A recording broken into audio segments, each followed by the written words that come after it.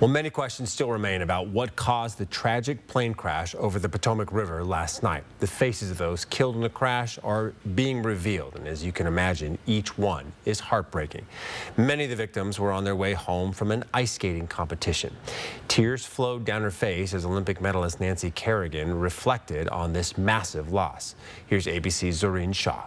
Some of the passengers on the plane were flying back from a national figure skating event in Wichita, Kansas. The CEO of the Boston Skating Club says 6 were a part of his club, including teenagers Gina Ha and Spencer Lane.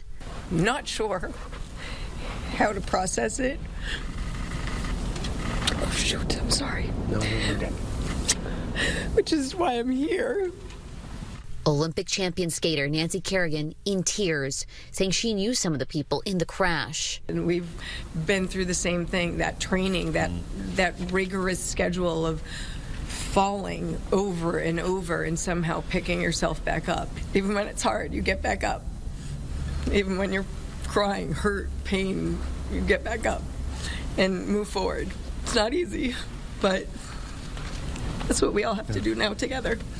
Ellen Schran worked with Spencer Lane in a free skating show this past December. He was just beaming. This kid was so talented. He'd only started skating a few years ago, and he had all of his triples, and not just that, but this natural grace and beauty and understanding of ice. Zhenya Shishkova and Vadim Nemov also lost in the crash. This video is from 1994, the couple competing in the 1994 ISU World Figure Skating Championship.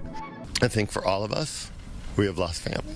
Samuel Lilly was the first office for American Airlines Flight 5342. His sister saying he was excited about life and his future. 3 Army soldiers on the Black Hawk are also presumed dead, including Cadet Ryan O'Hara, a crew chief member. He leaves behind a wife and 1-year-old son. ABC News also spoke with Natalia Gudin, who says her husband, Alexandry Kirsanov, also died in the crash. He coached some of the skaters. Gudin saying, "I lost my husband, I lost my students, I lost my friends." Zorin Shah, ABC News, Los Angeles. President Trump coming before cameras in the White House briefing room today, calling for a moment of silence. But moments later, the president implying diversity, equity, and inclusion policies might have contributed to the crash. ABC's Mary Bruce was in the briefing room. Tonight, with the recovery effort underway and the investigation only just beginning, President Trump, without any evidence, blaming the diversity policies of his predecessors for the deadly crash.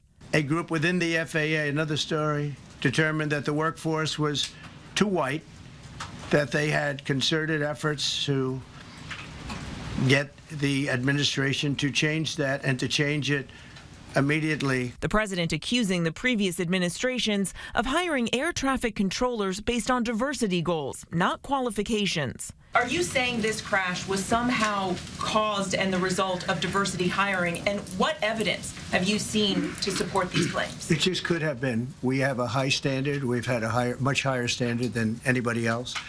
And there are things where you have to go by brain power. But Trump also acknowledged he wasn't sure if the air traffic controllers made any mistakes. Former President Biden's Transportation Secretary Pete Buttigieg responding despicable, saying as families grieve, Trump should be leading, not lying. We put safety first, drove down close calls, grew air traffic control, and had 0 commercial airline crash fatalities out of millions of flights on our watch.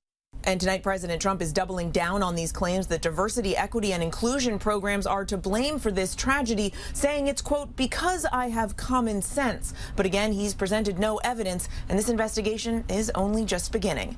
Mary Bruce, ABC News, the White House.